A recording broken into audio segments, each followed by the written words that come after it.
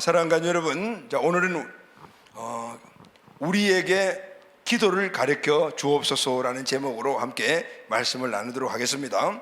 먼저 오늘 이 말씀은 오늘 우리 모두에게 주신 하나님의 축복이며, 또 이 말씀을 우리가 믿음으로 받고 선포될 때 하나님께서 예수님을 통하여 우리에게 주신 기도의 원리를 믿음으로 살아가게 되면은 우리의 기도가 응답되는 분명한 역사가 일어납니다. 아멘. 이 하나님의 은혜를 우리 마음속에 새기면서 오늘 제목을 선포하는데, 오늘 제목은 전체 말씀의 요약과 같잖아요. 이 말씀이 내 말씀, 할렐루야, 레마, 믿음이 되게 해주십시오라는 의미로 우리 함께 제목을 선포하겠습니다. 제가 선창하면 여러분 따라하시고 두 번 하고 우리가 큰 소리로 아멘 합시다. 우리에게 기도를 가르쳐 주옵소서. 우리에게 기도를 가르쳐 주옵소서. 우리에게 기도를 가르쳐 주옵소서. 우리에게 기도를 가르쳐 주옵소서. 아멘, 아멘, 할렐루야. 기도의 사람, 그리고 또 기도가 우리에게 늘 일상화되는 그런 복된 가족이 꼭 되시기를 바랍니다. 아멘. 사랑하는 가족 여러분, 오늘은 10월달 첫 주일입니다. 무더위도 이제 한번 물러간 것 같고요. 아침 저녁으로 서늘하죠. 가을이 왔습니다. 그동안 맹위를 떨쳤던 코로나도 소강 상태에 접어드는 것 같고, 아직도 완전히 해결된 건 아니지만은 좀 그래 우리 마음에 어려운 거 두려움이 있지만은 근데 예전과 다르죠. 이제 우리가 이 시원한 계절에, 그리고 코로나로 인하여서 우리가 침체되어 있던 우리 신앙이 회복되게 딱 좋은 그런 계절이 시기가 돌아왔습니다. 할렐루야, 아멘. 대면 예배에도 큰 부담이 줄고, 대면으로 모이는 소그룹 모임도 요즘은 큰 애로 없이 진행을 하고 있습니다. 설교하러 나오기 전에 설교석에 앉아서 일부 예배 때 한번 1년 전, 2년 전, 3년 전을 생각을 해보니 정말 여러 가지 많은 생각들이 떠올랐어요. 예전에 코로나가 시작되면서 예배가 맞춰지고, 그리고 뒤를 돌아보게 되면 성도님들이 안 보이고 예배팀들만 예배를 드리고, 그리고 또 관공서에서 주일마다 나와서 점검을 하고, 심지어는 본당까지 들어 사진 찍고 막 이런 일들을 겪으면서 나도 많이 침체되었구나 이런 생각을 하면서 새롭게 회복시켜 주신 하나님의 은혜가 참 너무 감사하더라고요.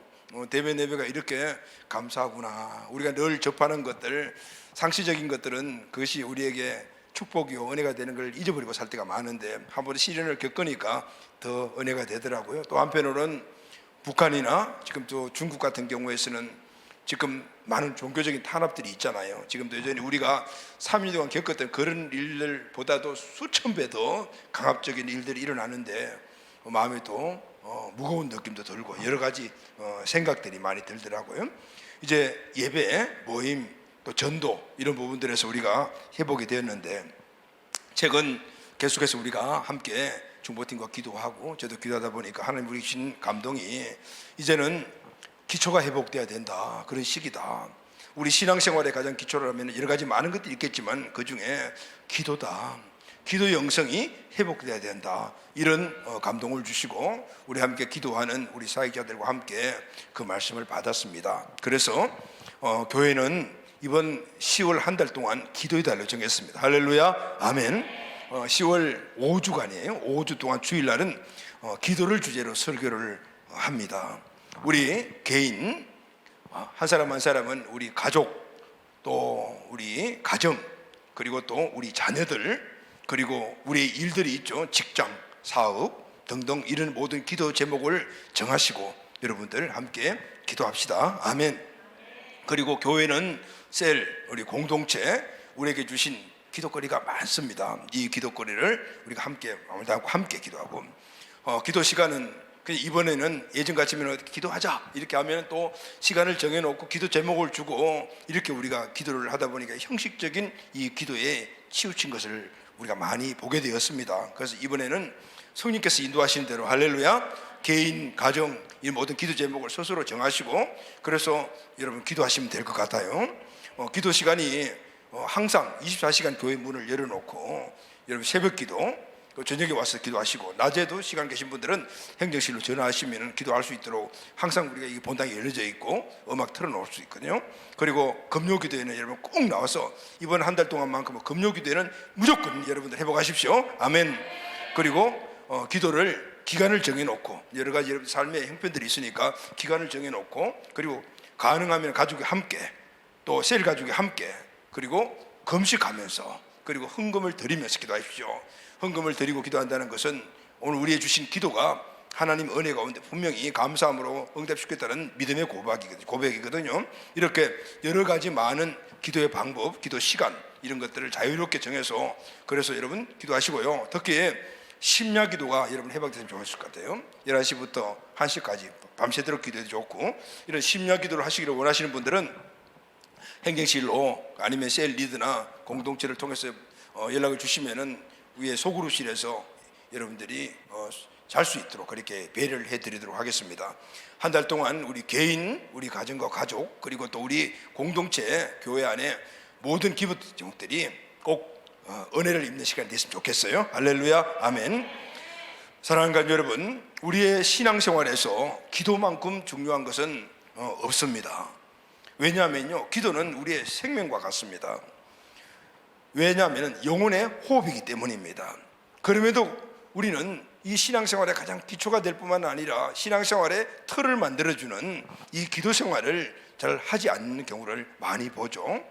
어떤 목사님의 설교를 듣다 보니까 이 목사님이 교회 안에 기도의 중요성은 너무나 잘 알고 있는데 기도하지 않는 분들이 너무 많다, 그리고 기도하지 않는 이유가 이런 이유다라고 약간 코믹하게 그렇게 예를 들은 그 기도 유형들을 말씀하시는데, 그 말씀을 들어보니까 맞는 말이기도 하고 마음이 찔리는 말이기도 했어요. 자, 기도하지 않는 신앙인의 유형, 이렇게 했는데, 첫째, 바쁘다형. 할 일이 많아서 기도할 시간이 없다고 생각하는 사람. 그 다음에 망설이는 형이다. 기도를 해야 한다고 말만 하면서 기도하지 않는 사람. 포기형은 한두 번 기도해보다가 그만두는 사람. 천하태평형이 있는데 하나님께서 알아서 해주신다고 그렇게 생각하면 기도를 왜 해? 이렇게 생각하는 사람들이 있어요. 그리고 넋두리형이 있는데 자신의 신세 타령만 막 하고 기도를 끝하는 사람. 그리고 과시형은 대중기도는 유창하게 잘하는데 실제 개인 기도 생활을 전혀 안 하는 사람. 자기 핑계형은 이 핑계 저 핑계로 기도하지 않는 사람. 의심형은 기도 응답에 대한 자신이 없어서 기도하지 않는 사람. 그리고 게으름형은 기도하기를 간절히 원하지만은 항상 하는 말이 있죠. 욕심이 연약하여 그래서 기도의 자리에 나오지 못하는 사람. 무지형은 어떻게 기도하는지 몰라요, 그래서 기도하지 않는 이런 사람들이 있다 그래요. 여러분, 재밌게 표현한 것 같지만은 일리가 있고요. 우리가 꼭 알아야 될 그런 부분인 것 같아요. 자, 그럼 여러분, 오늘 예배를 함께 드리고 있는 우리 가족 여러분은 어떤 형입니까? 기도에 대해서는 나는 기도 열심히 한다라고 그렇게 자부하는 기도 용사이십니까? 아니면은 여기 나오는 여러 가지 형 중에 내가 해당되는 것이 한 개라도 있습니까? 어떤 형이 해당이 된다고 생각하십니까? 자, 그러면은 오늘 말씀을 듣다 보면은 나는 이런 형이구나 이렇게 인정을 하고 바꿔야지 이렇게 이제 반성하는 시간이 되겠죠. 근데 여러분, 중요한 것은 내가 이 일에 대해서 알고 인정하고 반성의 자리면 안 됩니다. 내 기도의 삶에 변화가 일어나야 돼. 할렐루야, 아멘. 오늘 이 말씀을 듣고 우리 모두가 내 기도회가 어떤 형이었던가를 다시 한번 점검을 하고 내 모든 이때까지의 기도의 삶에 변화가 일어나는 복된 시간이 꼭 되기를 바랍니다. 아멘. 믿음의 선진들, 성경에 나오는 믿음의 선진들을 보고 우리 역사적으로 또 우리 이민족의 믿음의 선진들 보면 모두가 다 기도하시는 분들이었어요. 아브라함, 이삭, 야곱, 모세, 여호수아 뭐 등등 다 기도의 사람들이었어요. 그 믿음의 사람은 기도의 사람 이렇게 표현할 수 있죠. 그런데 여러분, 더 우리가 꼭 알아야 될 것은 하나님의 아들 예수님이 기도하셨다는 사실 너무 잘 알고 계시죠? 그냥 추상적으로 예수님도 기도 많이 하셨다라는 걸 알지만은, 그러나 사복음서를 중심으로 성경을 보게 되면요, 예수님이 얼마나 많이 기도하셨는가를 우리가 알게 되고, 그리고 우리 자신의 무엇을 해야 되는 그런 목표도 보게 되죠. 예수님은요, 새벽에도 기도하시고 밤에도 기도하시고 철야하시고 기도하시고. 그러니까 여러분, 새벽 기도, 저녁 기도, 철야 기도 모두 원조가 누구냐면 예수님이세요. 할렐루야, 아멘. 예수님이 그렇게 하셨으니까 우리가 예수님을 따라가는 것 마땅하지 않습니까? 그리고 또 그것뿐만 아니고 시간만 나면은 한적한 곳에 가서 혼자 기도하셨어요.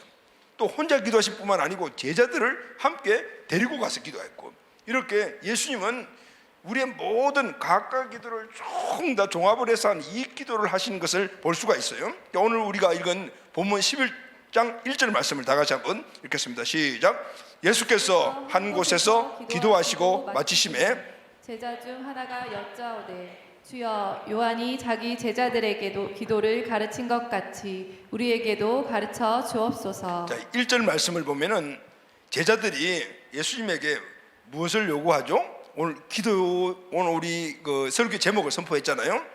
주님, 우리에게 기도를 가르쳐 주세요. 이렇게 기도의 가르침을 요청을 했어요.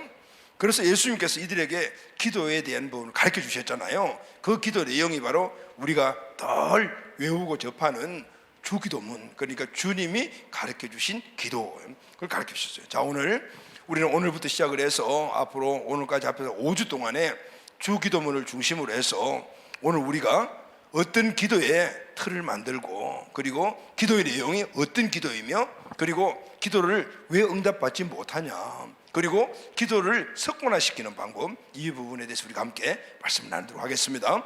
이 말씀이 여러분들에게 마음에 잘 박혀진 목과 박혀져서 여러분의 믿음이 되고, 그 믿음의 실천을 통해서 기도에 하나님 주시는 축복들이 우리 삶 안에 일어나게 되기를 다시 한번 예수님의 이름으로 축복합니다. 아멘. 그럼 첫 번째, 먼저 우리는 기도에 대한 강한 도전을 받아야 합니다. 할렐루야, 아멘. 먼저 기도해야 되겠다, 이렇게 도전을 받아야지만 우리가 기도 자리로 나갈 수가 있잖아요. 그래서 우리는 먼저 기도에 대한 강한 도전을 받아야 합니다. 제자들이 예수님에게 기도를 가르쳐 달라고 요청을 했죠. 요청한 이유가 뭘까요? 이유가 있습니다. 그것은 제자들이 예수님과 3년 반 동안 함께 복고자고 하면서 제자 훈련을 받았습니다. 이렇게 멘토링 제자 훈련을 받는다는 것은 예수님의 삶의 모습을 그대로 보는 거거든요. 예수님의 삶의 모습을 보니까 예수님이 하신 모든 일들을 늘 기억하게 되고, 그리고 또 따라가게 되잖아요. 그 중에 하나가 바로 제자들이 예수님이 기도하시는 기도 생활의 모습을 봤어요. 그리고 그 모습을 보고 자극을 받았죠. 그러니까 예수님의 기도의 이 생활에 도전을 받은 거죠. 그리고 또 하나는 오늘 본문도 보면 나오죠. 요한이, 그러니까 이 세례 요한이죠. 세례 요한에게는 제자들이 많이 있었어요. 그런데 세례 요한도 제자들에게 기도를 가르쳤습니다. 그리고 그 세례 요한의 제자들과 예수님의 제자들이 친척되는 사람도 있었고, 또 같이 있기 때문에 그들의 모습을 보고 알았죠. 세례 요한이 세례 요한의 제자들에게 기도를 가르쳐 주신 그 기도, 야, 우리도 좀 배워야 되겠다. 그래서 제자들이 예수님에게 주여, 세례 요한이 자기 제자들에게 기도를 가르치신 것처럼 우리에게도 기도를 가르쳐 주세요. 이렇게 기도의 가르침을 부탁을 한 거예요. 기도의 자극을 지금 제자들은 누구에게 받았습니까? 도전을 누구에게 받았죠? 예수님, 세례 요한의 제자들에게 받았죠. 마찬가지로 우리가 신앙생활에 가장 기초가 되고 터가 되는 이 기도의 영성, 이 기도의 도전 자극을 누구에게 어떻게 받냐에 따라서 우리의 기도 영성이 달라져요. 그럼 여러분, 기도 영성이 달라지면 기도는 우리의 신앙의 어떤 터와 같기 때문에 우리 신앙 전체가 여기에 달렸다 해도 과언이 아니에요.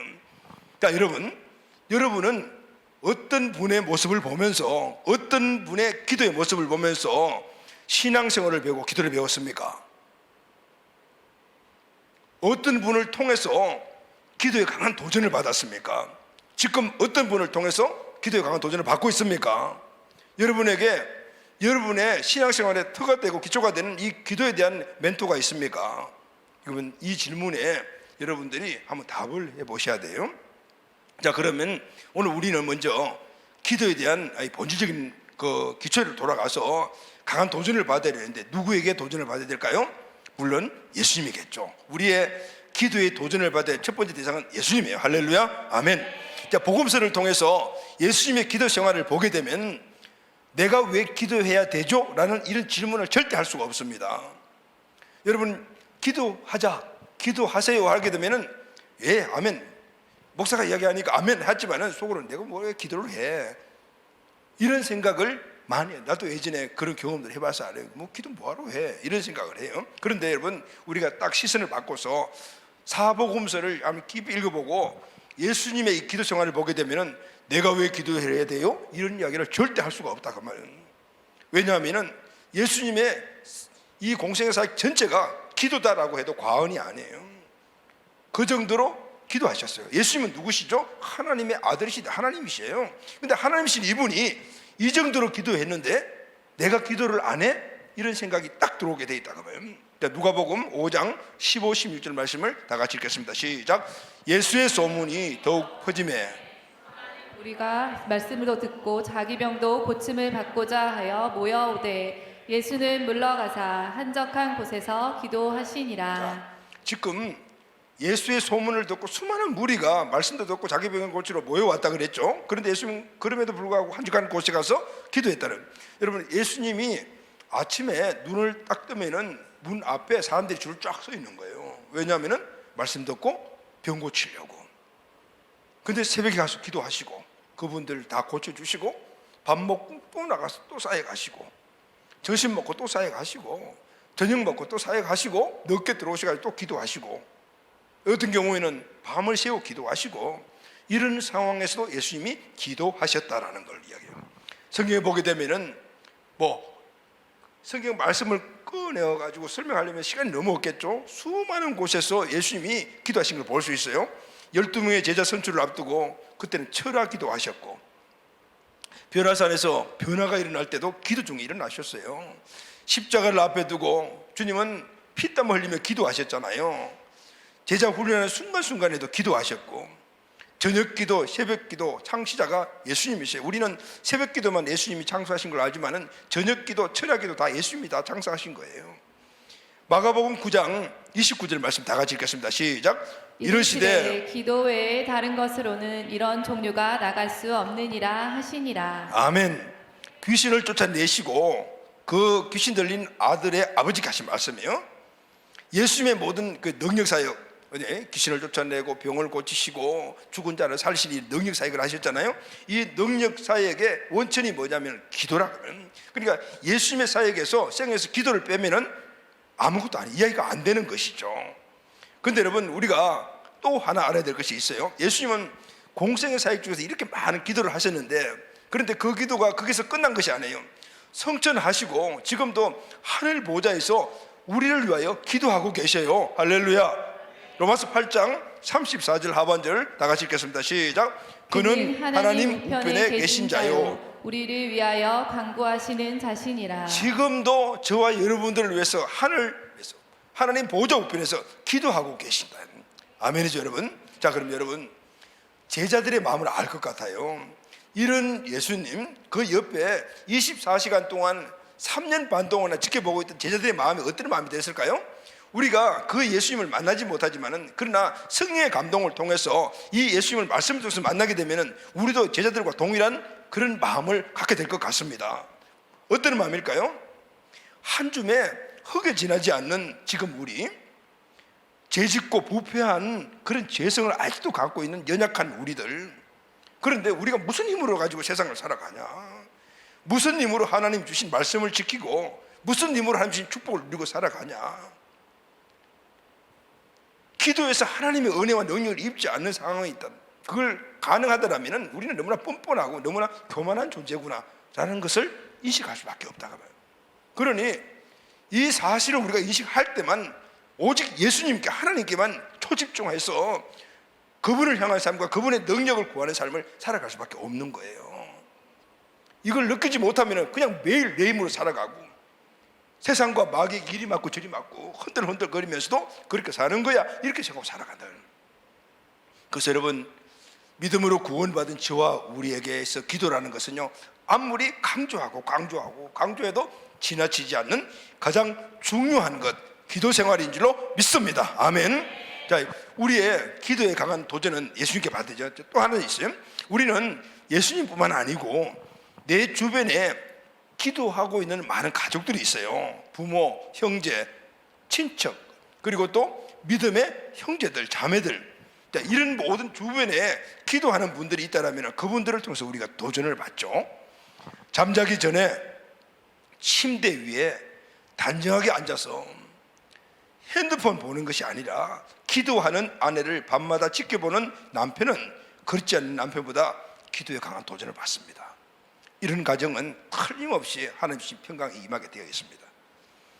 어머니가 기도하면서 흘린 뜨거운 눈물방울을 아이가 얼굴에 맞으면서 잠들고 그렇게 기도의 은혜를 입은 자들은요, 평생 복받은 하나님의 자녀가 되는 것은 당연한 겁니다. 온 가족이 모여 함께 손을 잡고 기도하는 가정에서 자란 아이들, 기도할 때 그 손을 잡고 있는 엄마, 아빠, 형제들에게 오는 따스한 그 체온과 함께 손을 잡고 기도할 때 오는 뜨거운 열정의 기도에 그 뜨거운 불을 받던 그 열정이 마음속에 앵커링되어 있고 기억되어 있다면요, 그것을 간직하고 있는 아이는 성장해서라도 절대로 잘못되지 않습니다. 왜냐하면요, 어려움이 오더라도 하나님 그리고 또 가족의 따뜻한 이 사랑과 정 앵커링되어 있기 때문에 그것 때문에 어려움이 오더라도 일어나는 거죠. 새벽기도, 저녁기도, 금요기도 시간 뒤에서 문을 열고 교회에 들어오게 되면은 기도하시는 분들의 등이 보이잖아요. 기도하시는 장로님, 기도하시는 권사님, 기도하시는 전도사님, 기도하시는 목사님, 기도하는 셀리더, 이런 그 등을 볼 때 그들이 부르짖고 기도하고 눈물을 흘리며 기도하고 엎드려서 눈물을 흘리는 그 모습을 보는 등을 보게 되면 도전받죠. 그리고 나도 기도해야 되겠구나, 이런 바로 이런 모든 분들이 우리에게 기도에 대한 강한 자극과 도전을 주는 분들이죠. 영국에 가면요, 브리스톨이라는 지방이 있는데 거기 보면 감리교회 창시자인 요한 웨슬리의 기념교회가 있는데 그분이 원래 생전에 사셨던 집이에요. 그걸 바꿔서 이렇게 만든 2층에 올라가면 웨슬리 목사님의 침대가 있는데 그 방바닥이 마루바닥이에요. 그런데 그곳에 두 군데 움푹 파인 곳이 있어요. 여러분, 제가 이렇게 이야기하니까 꼭 갔다 온 것 같죠? 그런데 실제 사진도 보고 꼭 한번 가보고 싶어요. 그런데 그 흔적이 이 요한 웨슬리 목사님이 매일 그곳에서 기도했던 이 무릎 자국이라고 그래요. 엄청. 내가 왜 이야기를 하냐면요, 여기에 대해서 내가 강한 도전을 받았기 때문에 말씀을 드리는 것입니다. 성경에 예수님의 동생이 누구죠, 여러분? 사도 야고보예요. 그런데 이 야고보 사도는 교회사에 보게 되면은 별명이 있습니다. 그 별명이 뭐냐면은 낙타무릎이에요. 낙타무릎. 여러분, 낙타무릎 어떻게 아시죠? 낙타는 무릎이 이렇게 구부러졌잖아요, 이렇게. 그런데 이분은 얼마나 무릎을 꿇고 기도를 했는가, 나중에는 무릎이 구부러져서 펴지지 않으니까 별명이 낙타무릎이라고 했다 그래요. 옛날 제가 신학을 막 시작했을 때 그때 어떤 우리나라의 유명한 목사님이 한번 쓰신 낙타무릎이라는 책이 있었어요. 영성서적이 있었는데 그 책에 이런 내용들이 쭉 나오면서 또 내가 신앙에 성장을 했던 것들이 막 이렇게 기억이 되면서 너무 은혜를 받았어요. 나도 낙타무릎이 돼야 되겠다. 그래서 기도를 그 당시에 중학생들하고 이렇게 제가 중등부를 맡고 기도를 둥그렇게 앉아 기도 시작했는데 기도를 하려고 하니까 이게 무릎이 구부러지지 않아요. 왜 그러냐면은 지금부터 한 3, 40년 전이잖아요. 그때는 정말 운동도 많이 하고 그 몸도 아주 정말 단단했거든요. 그리고 이 허벅지가 이따만했어요. 그래서 구부려 앉으려니까 이게 무릎이 굽혀지지 않는 거예요. 여러분 잘 이해가 안 되시죠? 그런 시절이 있었습니다. 예. 그런데 나는 안 되겠다. 왜? 그래서 매일 의자에 앉아서 기도를 했던 거죠. 그래서 한번 낙타 무릎이 한번 돼보자. 가능하다. 그래서 시작을 했어요. 처음에는 2분도 못 무릎 꿇었네. 그런데 계속해서 하다 보니까 나중에는 무릎을 꿇고 기도하는 것이 더 편하고 지금까지 무릎을 꿇고 그렇게 제가 기도를 하고 있거든요. 그렇게 또 하나 만들어졌던 그런 강한 도전을 준 그런 계기가 있습니다. 저는 어릴 때 어머니를 따라서 시골 교회에 늘 예배도 따라가고 기도도 따라갔거든요. 그 어머님은 그 당시에 선교사님이 운영하시는 그런 고아원의 보모이셨거든요. 선교사님이 그렇게 설립한 아주 시골 교회가 있었는데 근데 여러 가지로 많은 혜택을 받았어요. 선교사님 때문에.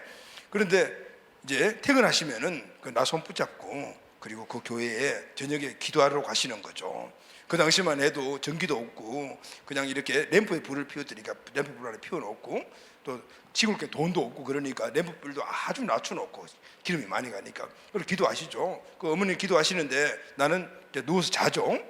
그러면은 어머니가 무릎을 꿇고 기도를 할 때 소리가 들려요. 삐걱삐걱 소리가. 왜냐하면 나무로 만든 그 마룻바닥이니까 움직이시니까 이제 그 소리를 계속해서 듣고 그리고 소리가 안 나면은 아 끝나셨구나 이제 일어나 가자라고 하시겠다 이런 생각이 들어요. 그 어머니가 늘 무릎 꿇고 기도하는 그것들이 그걸 기억이 됩니다. 이런 부분에서 신학 시작을 하면서 나도 낙타 무릎 대자 이렇게 도전을 봐요.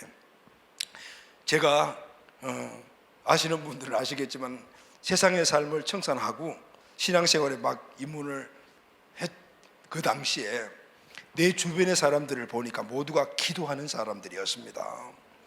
그러니까 예수님 제대로 만나고 신앙생활을 하면서 그 기도하는 사람들이 주변에 있으니까 자연스럽게 그 기도하는 사람들을 보면서 도전을 받고 기도의 자리에 나가게 되었어요. 만약에 그때 그분들이 매일 말씀 읽는데 주력했다면 지금 열심히 말씀만 읽고 있을지도 몰라요. 그런데 기도하는 분들을 만난 거거든요. 그렇게 자연스럽게 기도하는 사람들이 도전을 받고 기도 영성이 갖춰지기 시작했던 세상에 오래오래 빠져 살았어요. 그때 나를 위해서 중보 기도하는 중보팀이 있었어요. 첫 번째는 누구죠? 사모님.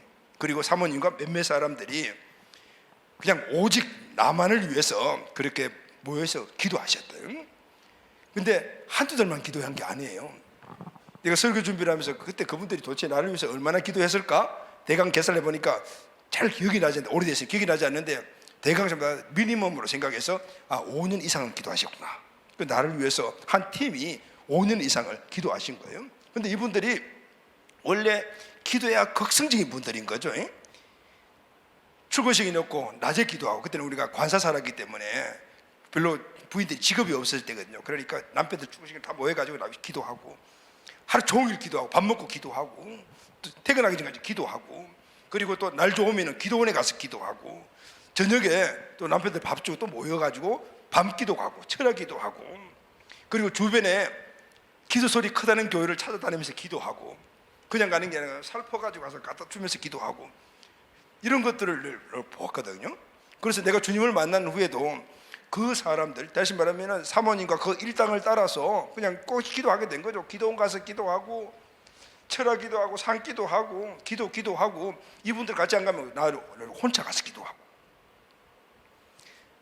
동순사거리에 가면은 은혜와 진리 교회가 큰 교회가 있잖아요. 그때 처음 순복음 교회인데 그 교회가 그때 막 지어질 때인데 이 교회가 지하부터 짓고 그리고 이제 올라가는데 지하만 막 지었는데 수원시내 막 다니면서 기도를 하는데 가보니까 아직 교회가 되지 않는데 저녁에 가보니까 지하에 사람들이 빡빡하게 차서 기도를 하고 있는 거예요. 그러니까 1시, 2시까지 기도를 하는 거예요. 그래서 거기서 계속 기도를 하는 거예요. 기도하는 사람들을 만났더니 내 영성이 기도 영성으로 바뀌어진 거죠. 근데 그게 어디로 갔겠어요? 내가 목회하는데 그대로 갔죠. 처음 중등부를 맡아가지고 목회를 하는데 아까 말씀드린 대로 내가 낙타 무릎이 돼야 되겠다. 그리고 우리 애들도 낙타 무릎을 만들어야 되겠다. 그래서 토요일 날 중등부 모임 때 다 모여라. 둥그렇게 앉아라. 그리고 전부 다 무릎 꿇고 기도하자. 그리고 나도 무릎 꿇고. 그랬더만은 반발하는 애들이 있는 거예요. 전도사님 무릎 꿇으면 안 돼요. 왜 그러는데?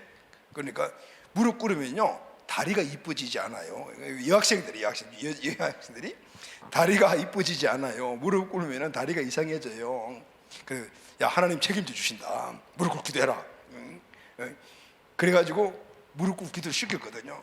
강력하게 중등부 아이들이 중등이들이 부르짖고 기도하고 수련회면을 기도하는 수련회 데리고 다니고 그러니까 중등부 맡고 있는 애들이 모두 다 방언하고 영적으로 막 고함 주기도 하고 그때 목사님 무릎 꿇고 기도하면 다리 안 이뻐지니까 큰일 나요 했던 애들이 다리는 더 이뻐져 가지고 좋은 신랑 만나 가지고 그렇게 집사님 되고 신앙생활하는 그런 우리 교회에 있다.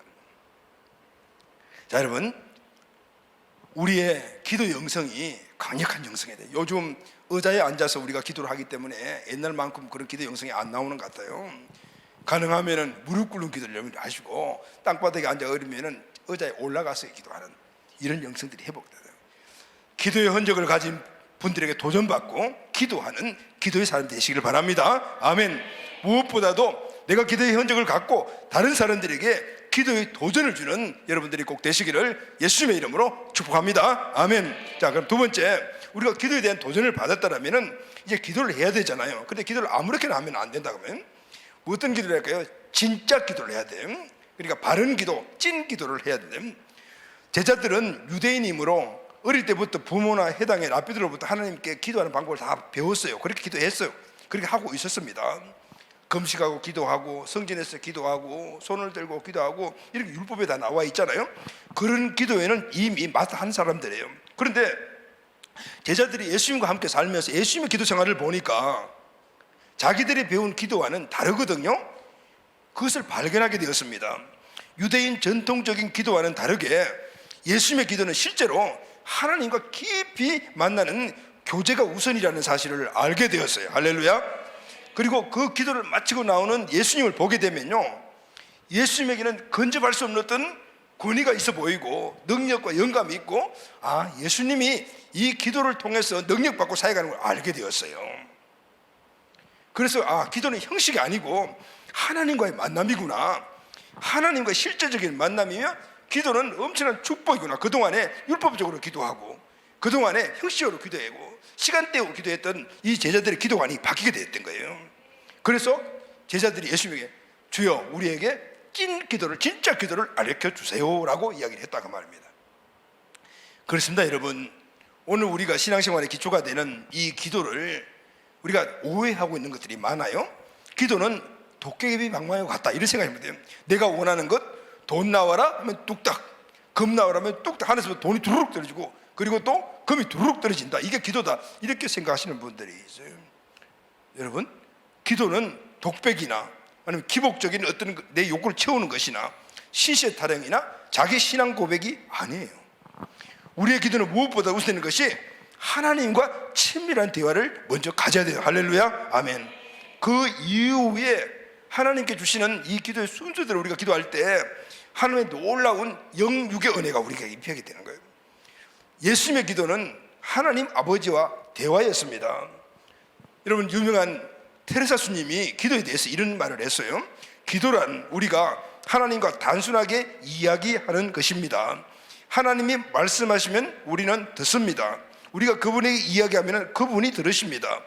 말하는 것과 듣는 것, 양쪽이 다 듣는 것, 양쪽이 다 말하는 것, 기도입니다. 근데 여러분, 이게 바로 기도의 정의입니다. 우리의 기도를 보면은 내가 하나님께 하고 싶은 말만 왁 하고 난다면은 벌떡 일어나 나가버려요. 하나님이 그 이야기를 들으시고 뭔가 좀 이야기 해주는 분은 없어요. 벌써 가버리고. 대부분이 우리의 기도가 이런 기도예요. 내가 필요한 것들만 잔뜩 쏟아내고 하나님의 말씀을 안 들으려고 하는, 일어나버려요. 자, 여러분, 이제 우리는 우리의 기도가 내가 말하는 기도를 했더라면은 기도하고 하는 말씀을 듣는 기도로 바뀌어지기를 바랍니다. 아멘. 기도의 사람들은 하나님께 말하고 하나님의 말씀을 듣고 일어나는 사람들이었어요. 또 기도는 우리가 영혼의 호흡이라고 말하지 않습니까? 통풍이 잘 안 되는 방에 놓여 있는 이 화초는 숨을 쉬지 못하면은 금방 시들어서 죽어버려요.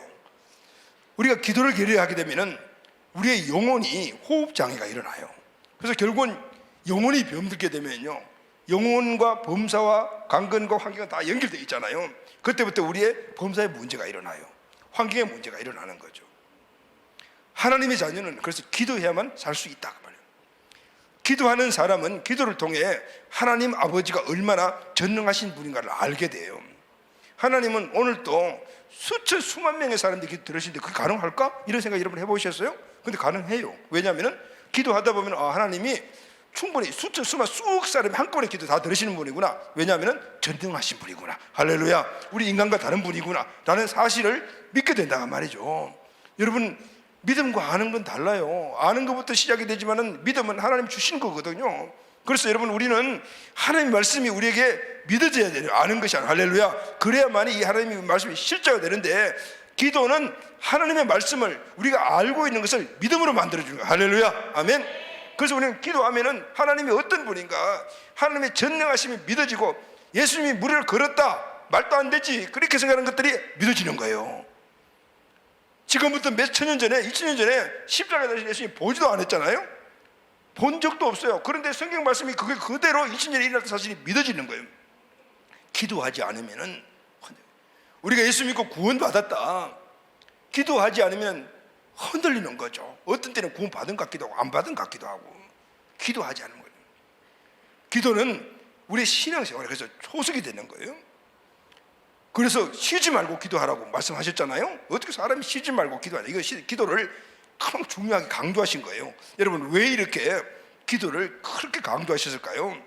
우리가 기도를 통해 하나님으로부터 영적 힘을 공급받지 않으면, 하나님은 하나님의 자녀가 이 땅에서 빼짝 말려 메마른 신앙이 될 뿐만 아니라 하나님 주신 축복도 못 누리고 세상의 왕인 마귀에게 이리 맞고 저리 맞아 비틀비틀 그렇게 살아갈 수밖에 없는 사실인 걸 아시기 때문에 아예 기도를 쉬지 말고 기도해라 명령을 하신 거예요. 여러분, 주님의 명령을 어기면 그게 뭐죠? 죄 짓는 거죠. 우리 기도 안 하는 것이 죄 짓는 사실이라는 것을 여러분 아십니까? 그만큼 우리를 기도하라고 강조하신 거예요.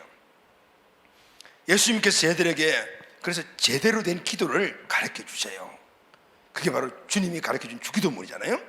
주기도문은 그 자체가 완전한 기도인 동시에 우리가 하는 모든 기도의 기초가 되고 지침이 되어서 기도의 모델이 모형이 된 거예요. 그래서 우리는 앞으로 기도할 때 이제 배웠으니까요. 배우게 되면은 앞으로 계속해서 이제 사도행전 그래서 배울 텐데 이 주님의 가르쳐 준 기도에 살을 붙이는 거예요. 그러면은 완전한 기도가 되는 거예요. 오늘 우리가 읽은 말씀에 주님이 가르친 기도는 잠깐 전체적인 요약이 나와 있는데 이 전체적인 기도의 내용이 마태복음 6장 9절에서 13절에 나와요. 여기 보게 되면은 딱 가르쳐준 내용 전체 골자 세 가지예요. 첫째는 하늘에 계신 우리 아버지, 기도의 대상 하나님, 그리고 핵심 모든 것들이 어디에 초점이 맞추냐면 하나님께 초점이 맞춰야 된다, 이걸 말씀해 주시는 거예요. 그런데 그분이 우리의 아버지 이런 뜻이에요. 두 번째는 이름이 거룩히 여김을 받으시오며 나라가 임하시며 뜻이 하늘에서 이룬같이 땅에서도 이루어지이다. 아멘. 하나님의 뜻이 무엇인가, 그리고 그 하나님의 뜻이 어디에 있는가, 그 뜻과 우리의 관계는 무엇인가, 이걸 알려 주세요. 세 번째가 뭐죠? 오늘 우리에게 일용할 양식을 주옵시고. 근데 우리는 항상 일용할 양식을 먼저 손들어 구하잖아요. 순서가 바뀌었다, 기도가 잘못됐다는 거예요. 이 기도에 오늘 우리가 살을 붙이고 나가서 이것이 기준이 되어서 살을 붙이게 되면 우리의 모든 기도가 온전한 기도가 되는 거예요. 예수님은 주기도문을 통해서 우리의 기도의 궁극적인 목적을 어디에 두어야 하는가를 정확하게 말씀을 하십니다. 먼저 하나님을 영화롭게 하고 하나님의 뜻을 이 땅에 이루는 것이고, 세 번째는 우리의 유익을 구해라, 이렇게 말씀해요. 이 기도의 내용을 이제 앞으로 여러분 잘 우리가 깨닫고 마음속에 새기고 믿음이 되어서 이 기도의 뼈대 위에 우리 가정의 기도 제목, 우리 자녀의 기도 제목, 내 사업의 기도 제목, 우리 직장의 기도 제목을 잘 붙여서 온전한 바른 기도가 여러분에게 있게 되길 바랍니다. 아멘. 자, 마지막으로 우리가 기도에 대한 도전을 받고 그리고 또 무슨 기도를 해야 될 것인가 알게 됐다면 이제 기도하죠. 기도의 실천을 옮겨야 되는데 이때 우리가 해야 될 것이 있어요. 기도하는 자에게는 반드시 좋은 것을 주신다는 것을 믿음으로 기도하죠. 할렐루야. 아멘. 오늘 본문 5절에서 9절 말씀을 보게 되면은 예수님이 기도에 대한 말씀하시는데 비유를 두 가지를 두셔요. 첫째 비유가 뭐냐면은 어떤 사람에게 여행을 온 친구가 찾아왔어요. 근데 이 집에 이 친구에게 먹을 것을 줄 떡이 없어요. 그래서 이 친구가 친한 친구에 가서 떡 세 덩이만 좀 꽂아라. 지금 내가 절친이 찾아왔는데 우리 집에 먹을 게 없어요. 이렇게 이야기를 했어요. 근데 이 친구가 지금 내가 잠자는데 뭔지 귀찮아 막 이렇게 막 이야기를 했잖아요. 근데 이 비유의 핵심이 8절이에요. 8절 말씀을 다 같이 읽겠습니다. 시작. 내가 너희에게 말하노니 비록 벗됨으로 인하여서는 일어나 주지 아니할지라도 그 간청함을 인하여 일어나 그 요구대로 주리라. 아멘. 아멘. 지금 친구가 찾아와서 먹을 것이 없으니까 좀 빌려달라고 해서 내가 너에게 주는 게 아니고, 네가 하도 잠도 못 자게 나를 괴롭히고 지금 시끄럽게 하니까 내가 너 그 강청에 못 이겨 가지고 내가 떡을 준다, 이 얘기예요. 친구 때문에 주는 것이 아니고 간청하기 때문에 주는 것이다. 또 다른 비유가 하나 더 나와요. 9절에서 13절 말씀을 다 같이 읽겠습니다. 시작.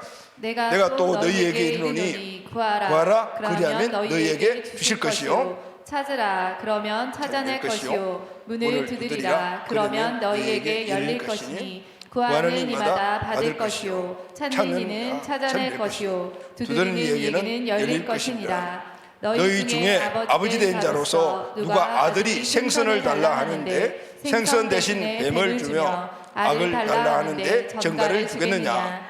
너희가 악할지라도 좋은 것을 자식에게 줄 줄 알거든 하물며 너희 하늘 아버지께서 구하는 자에게 성령을 주시지 않으시냐. 자, 여기에 나오는 9절에 13절의 이 비유에서 핵심이 13절이에요 13절 다가 시작. 너희가 악할지라도 좋은 것을 자식에게 줄 줄 알거든 하물며 너희 하늘 아버지께서 구하는 자에게 성령을 주시지 않겠느냐 하시니라. 아멘. 자, 악한 자, 세상에 우리 아버지들은요 하나님과 같이 선한 분들이 아닌 것들이 더 많죠. 자, 이렇게 그 악이라는 것을 비유해서 이야기했는데 이 악한 아버지도 자식에게 좋은 것을 주는데 하늘에 계시는 선하디 선하시고 우리를 얼마나 사랑하시는데 그분이 우리에게 구하는 것을 주지 않겠느냐. 어떤 것을 구해주고 제일 좋은 성령을 주시지 않겠냐 이렇게 말씀하시는 겁니다. 여러분, 우리는 기도할 때 항상 이것을 기억해야 합니다. 우리의 기도의 대상은 악한 자가 아니고 우리를 사랑하시는 하늘 아버지입니다. 할렐루야. 그분이 우리를 얼마나 사랑하셨습니까? 독생자 아들 예수 그리스도까지 나를 위하여 내어주시고 죽이시기까지 하신 분이잖아요. 로마서 8장 32절 말씀을 다 같이 읽겠습니다. 시작. 자기 아들을 아끼지 아니하시고 우리 모든 사람을 위하여 내주시니가 어찌 그 아들과 함께 모든 것을 우리에게 주시지 아니하겠느냐. 우리를 얼마나 사랑해 자기 아들까지 내주신 그분이 오늘 우리가 원하는 걸 주시지 않겠느냐. 다시 말하면요, 우리는 하나님이 세운 친자식이라, 의붓자식이 아니라 데려온 자식이 아니라는 거예요. 친자식이라, 친자식인데 아버지가 좋은 것을 주시지 않겠느냐로 요한복음 1장 12절 시작. 영접하는 자 곧 그 이름을 믿는 자에게는 하나님의 자녀가 되는 권세를 주시니 우리가 예수님을 구원자 주인을 믿고 중심의 그분을 모심으로 우리가 하나님의 자녀, 친자녀가 되었습니다. 아멘. 그러니 하나님이 친자녀인 우리에게 그것도 데리고 온 의붓자식도 아닌데 모든 것을 주시지 않겠느냐 그 말입니다. 요한복음 16장 24절 시작. 지금까지는 너희가 내 이름으로 아무것도 구하지 아니하였으나 구하라 그리하면 받으리니 너희 기쁨이 충만하리라. 이전에 하나님의 자녀가 아니고 하나님의 아들 딸이 아니었을 때는 상관은 없었어요. 그러나 이제는 하나님의 자녀가 되었습니다. 아멘. 그러니 이제는 구하면 다 주신다는 거죠. 할렐루야. 아멘. 사랑하는 가족 여러분, 우리는 이 믿음을 가지고 주님의 뜻대로 기도해야 합니다. 하나님은 나의 아버지시다. 하나님 아버지는 반드시 응답하신다. 가장 좋은 것으로 주신다. 최선의 때에 주신다. 모든 것을 주신다. 최고로 좋은 성령을 이미 주셨다. 아멘. 그러니까 다른 건 안 주시겠냐 그 말이에요. 그리고 의심하지 말고 기도해라. 여러분, 왜 사람들이, 우리 믿음의 사람들이 기도하지 않을까요? 저는 의심하기 때문이라고 생각을 해요. 정말 기도하면 주신다는 거 여러분이 100% 믿어지게 되면 기도 안 하겠습니까?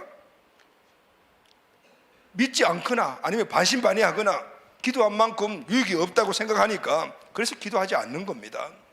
야고보서 1장 6절 8절 다 같이 시작. 오직 믿음으로 구하고 조금도 의심하지 말라. 의심하는 자는 마치 바람에 밀려 요동하는 바다 물결 같으니 이런 사람이 무엇이든지 죽게 없기를 생각하지 말라. 두 마음을 품어 모든 일에 정함이 없는 자로다. 의심도 하고 믿음도 있고 이게 두 마음을 품은 거죠. 다시 말하면 우리 중심이 오직 하나님만이 아니라 그 말이에요. 의심 주인 함께 품고 있으니까 오늘 우리의 기도가 응답이 되지 않는다는 것이죠. 여러분, 중심은 오직 살아계신 하나님의 아들이십니다. 아멘. 제가 오래전에 그 낙타 무릎에 대해서 막 도전을 받을 때 읽었던 그 영성 책 중에 하나가 하나님의 보좌를 움직이는 기도라는 그런 책이 있었어요. 좀 그러니까 지금부터 꽤 오래된 책이죠. 그때 이 책에도 내가 낙타 무릎 가게 많이 도전을 받았는데 박종훈이라는 분이 있었는데 이분이 그때 평신도였어요. 집사님이셨어요. 지금은 목사님이 되었다는 이야기를 내가 들은 것 같아요. 이분은 은행에 다니시는 금융업에 종사하시는 분이었던 것 같아요. 그 주일 예배만 아내와 겨우겨우 드리는 그런 쉽게 이야기하면 주일날만 예배 드리는 사람인데 그것도 집사직을 받은 분이었대요. 그런데 이분이 이제 직장과 여러 상황에서 엄청난 스트레스를 받으니까 뭐 우울증이 걸리고 심한 우울증을 나중에 공황장애까지 왔어요. 그러니까 몸도 마음도 정말 엄청 큰 병이 걸렸죠. 병원에 갔더니 의사들이 치료 불가 이렇게 판정을 내렸어요. 그리고 이제는 의학으로 도저히 뭔가를 할 수 있는 여건이 없는 거죠. 그때 이 아내분이 고민을 합니다. 여보, 새벽기도 나가서 우리 하나님께 기도합시다. 그때 이제는 뭐 잡을 것도 없으니까 마지막으로 이제 하나 딱 잡은 게 그래 기도해보자 이렇게 생각을 하고 새벽기도에 따라 나갔다고 합니다. 그래서 기도하라고 했는데 기도를 무슨 기도를 할지 모르겠는 거죠. 그래서 기도를 한 2분 정도 했는데 뭐 할 말이 없더래요. 그래가지고 빨리 집에 가잖아. 기도할 것도 없어. 이렇게 집에 왔대요. 근데 이분이 아마 의지력이 대단했던 분 같아요. 시작했는데 끝장 봐야지. 그리고 두 가지를 정했대요. 두 가지가 뭐냐면은 매일 새벽 기도한다. 그리고 기도의 시간을 늘리겠다. 오늘 2분 했으니까 내일 3분 한다. 내일 2분 절대 하지 않는다. 후퇴하지 않겠다는 거죠. 그리고 그때부터 정말 기도할 거리도 없음에도 불구하고 가서 앉아서 기도하고 졸고 하다 보니까 기도 시간이 점점 늘어나기 시작했대요. 포기하지 않고 기도했더니 딱 6개월이 지나니까 1시간 기도가 되더래요. 할렐루야, 아멘. 그런데 이분의 간증이 많은데 그분이 이런 이야기를 했어요. 1분부터 시작해, 2분부터 시작해, 3분 이렇게 기도하다가 55분 기도를 하고 그리고 난 다음에 1시간 기도가 됐는데 55분 기도하고 1시간 기도는 천지 차이더라는 거죠. 1시간 기도가 시작되면서부터 이분에게 기도 응답이 시작되었어요. 제일 첫 번째가 골수 불교 신자였던 어머니 예수 믿게 됐대요. 그 형제 친척 가족들이 다 불교 신자인데 다 예수를 믿게 됐대요.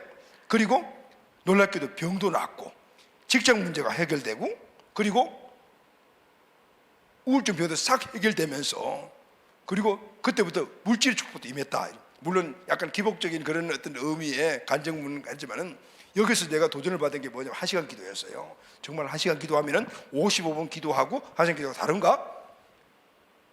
기도했어요. 정말 달라요. 할렐루야, 아멘. 임재 안에서 그냥 우리가 시간 때우기 1시간 기도가 아니고 임재 안에서 여러분 1시간 기도가 회복되기를 바랍니다. 아멘. 근데 여러분 1시간 기도는 이분이 말하는 것이 아니에요. 성경에 이미 예수님이 하신 말씀이에요. 예수님이 십자가를 목전에 두고 걔들과 함께 기도하러 갔어요. 너 여기서 기도하라. 그리고 저 조금 먼 곳에 가서 기도하시다가 내려와 보니까 제자들이 자고 있었어요. 제자들을 3번 깨웠잖아요. 그때 하신 말씀이 너희들이 한시도 기도할 수 없었다. 이거 한시라는 말이 1시간이란 말이에요. 시험에 들지 않게 깨어서 기도하라라고 말해요. 여러분 우리가 시험에 들지 않으려면 1시간 기도해야 돼요. 하루에 1시간씩 기도해야 돼요. 그런데 우리가 일주일에 1시간씩이나 기도하나요? 자, 이제 회복해야죠. 할렐루야, 아멘. 이번 이 기도의 달에 우리가 1시간 기도하는 이 기도 영성이 꼭 회복되기를 바랍니다. 지금 교회 안에 우리 교회 안에 하나님이 이런 막 회복을 이루어 가시면서 저도 예전만큼 기도를 못 하잖아요. 목회하다 보니까 기도 시간이 많이 줄어들었어요. 1시간 꼼빡 채우는 기도들이 그렇게 많지 않거든요. 그리고 또 어떤 경우에는 시간 채우고 가는 때도 있고 막 그래요. 그러나 늘 영적인 삶을 사니까 유지가 되는 거죠. 근데 그렇지 않는 분들은 영적인 삶을 살 수가 없잖아요. 그래서 요즘 이제 기도 영성의 회복에 대한 하나님의 이런 감동을 통해서 금요기도에 어쨌든 내가 1시간 이상 기도한다 해서 금요기도를 시작을 할 때 1시간 약속을 하고 1시간 기도를 하거든요. 그런데 서서히 예전에 그 1시간 기도의 영성이 회복되는 느낌이 드는 거죠.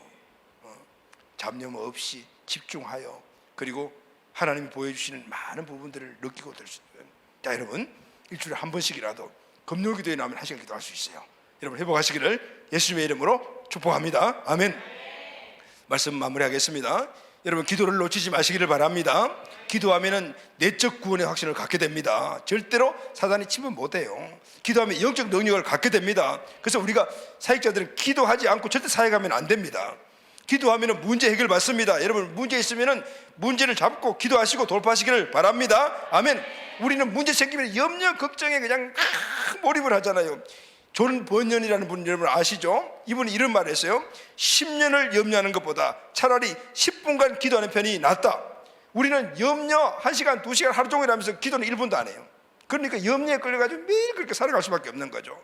사랑하는 여러분, 하나님이 우리에게 축복의 달 10월달을 기도의 달로 주셨습니다. 아멘. 제대로 된 기도를 배우고 기도의 생활을 실천하시기를 바랍니다. 먼저 제일 첫 번째 될 것이 매주일 설교 말씀을 잘 듣고 마음속에 새겨 기도하여 믿음이 되기를 바랍니다. 아멘.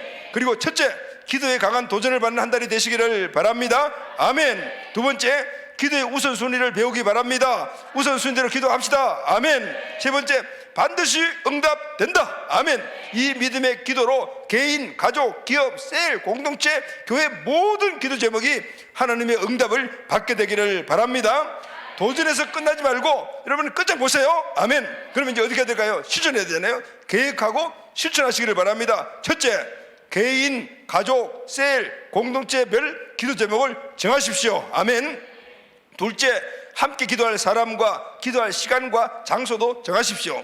세 번째, 하루 1시간 성전 기도를 작정하십시오. 그리고 금식도 작정하십시오. 네 번째는 작정했다면 금식하고 1시간 기도하며 헌금하고 그렇게 기도하십시오. 아멘. 다섯째, 마지막 가장 중요한, 반드시 좋은 것을 주실 것이다. 이 믿음으로 기도하시기를 예수님의 이름으로 축원합니다. 마지막 우리 한 구절을 모두가 선포하고 오늘 말씀 마치도록 하겠습니다. 시작. 기도에 대해서 아는 사람이 아닌 기도하는 사람이 되시기를 바랍니다. 기도하는 사람이 되겠습니다. 아멘. 이 은혜가 우리 모두에게 주시는 하나님의 축복이 되기를 예수님의 이름으로 축원합니다. 아멘.